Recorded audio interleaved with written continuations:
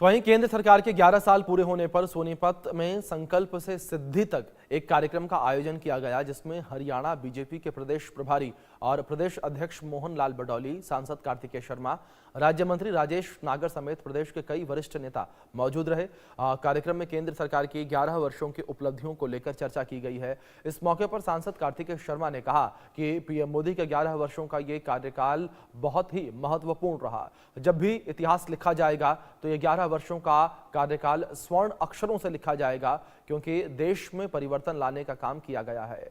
विकसित भारत 2047 के संकल्प के साथ केंद्र सरकार की तरफ से विभिन्न राज्यों में कई विकास कार्य करवाए गए हैं, जो कि विकास कार्य पिछले 75 वर्षों में नहीं दिखे, उससे कहीं ज्यादा विकास इन 11 वर्षों में किए गए हैं।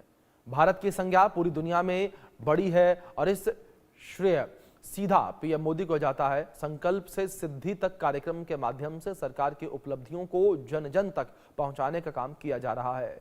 विकसित भारत 2047 का संकल्प जैसी ऐसी बहुत सारी योजनाएं हैं, जिसमें प्रधानमंत्री नरेंद्र मोदी के नेतृत्व में देश में विकास हुआ।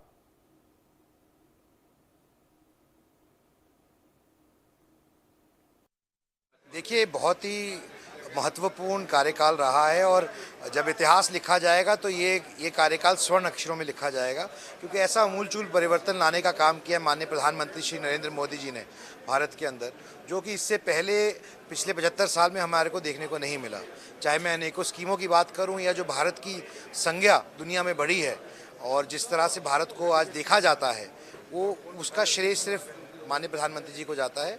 और 11 साल पूरे होने के ऊपर ये उस उपलक्ष्य में ये कार्यक्रम रखा गया था, जिसमें सब लोगों से बातचीत हुई कि जो भी सरकार की उपलब्धियां हैं, केंद्र सरकार की, राज्य सरकार की, उनको लोगों तक कैसे पहुंचाया जाए। देखिए, एक हो तो बताऊं, चाहे स्वच्छता अभियान से शुरू करें, लाडली योजना से लेकर आप उज्ज्वला योजना से लेकर दुनिया की सबसे बड़ी खाद्य सुरक्षा योजना की बात करें या फिर आयुष्मान भारत की बात करें, अनेकों हैं। मैं लिस्ट गिनाता रहूँगा तो अनंत काल तक चलती रहेंगी।